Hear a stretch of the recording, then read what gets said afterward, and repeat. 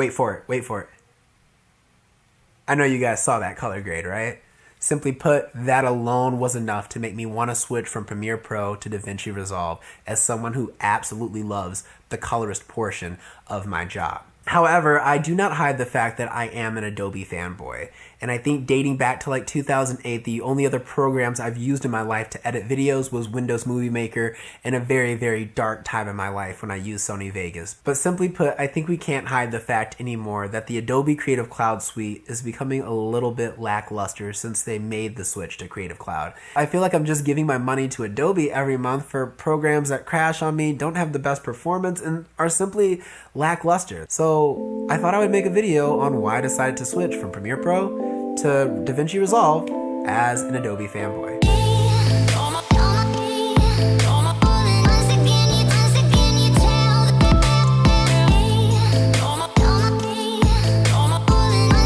What's up everybody, my name is Sydney Baker Green. I've been waiting to make this video for the past 2 weeks, ever since I shot that music video, telling you guys about a new change in my workflow as a cinematographer and content creator, and that is the fact that I've switched from Premiere Pro to DaVinci Resolve. And I wanted to make this video for you guys, my beloved audience, because I want you guys to have the best tools and the information about these programs so that you can make an informed decision on your own for what fits your workflow the best. And seeing as one of these programs is free and one of them is not, it can actually make a difference for you if you are starting out in filmmaking as well. So without further ado, let me go in and tell you guys basically my 4 or 5 reasons on why to switch from Premiere Pro to Resolve. The first one being unreliability. And I'm gonna tell you, I'm gonna admit one of my filmmaker sins, I hate the autosave feature on any product. It's never been my thing.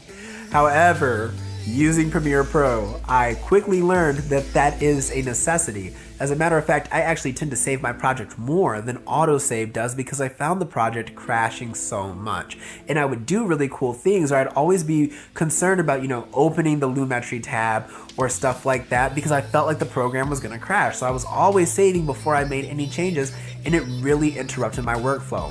Furthermore, I had some problems for the longest time where working with the Motion JPEG codec actually didn't make the timeline move, so I wasn't able to do my cuts or anything like that.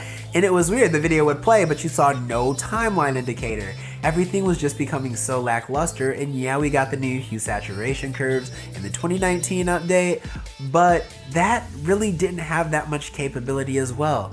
But every month, like clockwork, that money is coming out of my bank account and going to my Adobe Creative Cloud membership. So that kind of was starting to add to, my resentment to the Adobe suite. I really want them to be something great, but the unreliability was really affecting my workflow to the point where I just didn't even want to edit. And I love editing. I actually went back to 2018 for a while because that worked better than the new version, which I paid for because I'm paying for the membership. But that gets into the next point. Like I said, it's 2019. There's no reason for that. But there's also no reason for the lack of performance. We actually shouldn't even have to create videos on what's the ultimate Premiere Pro machine. Like, do you see the issue with that? We're in 2019 still trying to figure out what is gonna make this program run the best so that you don't have issues in your workflow. And the fact that the program doesn't really even utilize all of the internal components of your workstation as much as it could for how much we're paying for the program just doesn't make sense to me. And I think what really bothered me is yeah, simple color grading I could get away with playing back at full resolution, but there were other tiny things like working with the Mavic 2 Pro H.265 codec, not 264, their new 265 codec, almost crippled my computer in Premiere Pro.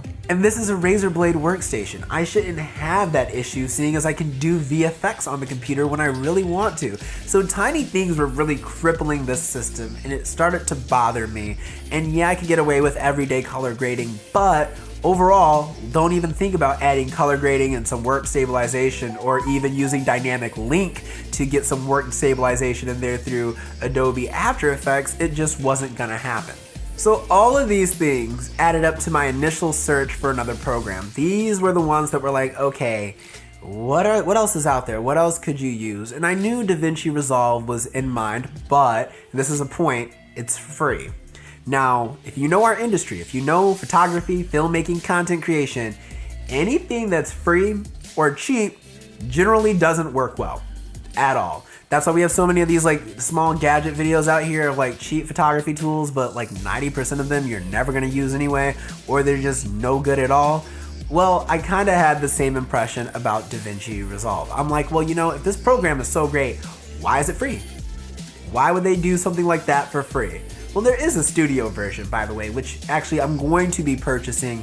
I'm gonna have a little bit more control on the exporting aspect of the workflow when you're actually rendering your file into the master file. And you know, but to be honest, you're not really missing anything from the free version if all you use Premiere Pro to do is do your cuts, to color grade, and you know, tweak your audio if need be. There are plenty of free transitions you can go buy out there if you're that type of person, or you can even get the free ones, not buy the free ones, that doesn't make sense. But you can get those free transitions out there and install them into DaVinci Resolve, and you can also install your LUTs into Resolve as well. So if you're just looking for an editor, again, this is probably gonna be the best option for you. I'm getting the studio version because it fits my workflow more with what I do, and I have a little bit more control of certain aspects, and overall, some cool features like film grain, noise reduction, so on and so forth. But DaVinci Resolve is free. So after I went and I'm like, okay, well, let me download the free version, and okay, my NSA spy is listening. Did you hear me say, hey, Google? I didn't either. Anyway, the point is that I downloaded DaVinci Resolve and I edited my entire music video on it. And at first it was a little bit weird getting used to, but once I actually got into the workflow, I'm like, wow, this is amazing. The performance was spot on. And I was using like my same, you know, H.265 codecs. Everything was playing back so smoothly. And I'm like, wow, this has never happened before. Like, I've color graded this file and everything works. And everything works well. I even threw some stabilizers on there and not a single drop in performance. And this was after color grading, having my audio mixed, everything. I've basically done my entire Premiere Pro workflow plus some, and done some heavy color grading as well, and no issue. And it was at that moment I really did decide that I was going to switch to Resolve. But now let's talk about one of my favorite things about DaVinci Resolve, and that is color grading. And if you want to be serious about filmmaking or content creation, then this is gonna be a must. Now, I'm not saying you have to have Resolve to have good color grading. I'm just saying unless you want to color grade with Microsoft Paint, Lumetri, then you're gonna want to have a program that does that a little bit better. And simply put, yes, you can buy the Blackmagic suite, not Blackmagic, the Magic Bullet suite, and use Magic Bullet Looks or Colorista or something like that to color grade your footage. But why would you do that when you can already do the same thing in a program that's free? I don't like the fact that I need to buy another color grading software for the program that's supposed to be industry standard that I already pay for.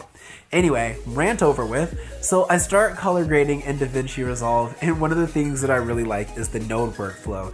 And what it allows me to do is really have absolute control over the entire aspect of my image. I'm able to keep my skin tones neutral and always have them pass through. That is one of my favorite things about, you know, my look, my particular style. I'm really particular about skin tones. I always like nice, clean skin tones, but I also like being able to do dramatic grades and really make an overgraded image look normal. And that's what you saw at the beginning. You would have no idea that my walls are actually kind of like this grayish color, and they do have a little bit of a blue undertone. My camera just doesn't pick it up with, you know, the way I have my hue light set up. I normally have the blue background to kind of give me that teal orange look. Well, now I'm able to keep my lights a little bit brighter in here and really give it that teal orange look by doing some selective color grading. And that is what I love the most. And this really works in any situation. As you can see here, when I shot the music video for Indea that's coming out soon, I'm just gonna show you a clip that I was working on, but I was really able to not only keep her skin tones, but I was also able to exaggerate that sunset and really give it this kind of like pastel, you know, pink, soft, dreamy look that you would never have expected from the original footage. And I guess what I start to find out more and more as I color graded in DaVinci Resolve was just how much I was cheating myself overall when it came to color grading in general and my footage. I know the James Miller C-Log profile gets a lot of flack, but when you use a good program to actually color grade your image, some of those things you don't have to spend hours correcting for, like for example the magenta shift, I don't have to spend hours correcting for that. in Resolve, but in Premiere Pro, it was a nightmare. So it's just tiny things like that. Those are my main reasons on why I switched to DaVinci Resolve. Everything is there. It's an all-in-one editor, and they even have Fusion for VFX. I haven't dove into Fusion yet. It looks a little bit scary, but with time I will. Until then, After Effects and Cinema 4D will do. Probably still sticking with Cinema 4D because, again, industry standard. So if you like this video, be sure to give me a big thumbs up, and if you haven't already, hit that subscribe button and turn on those post notifications. Follow me on my social media. The links are down in the description down below.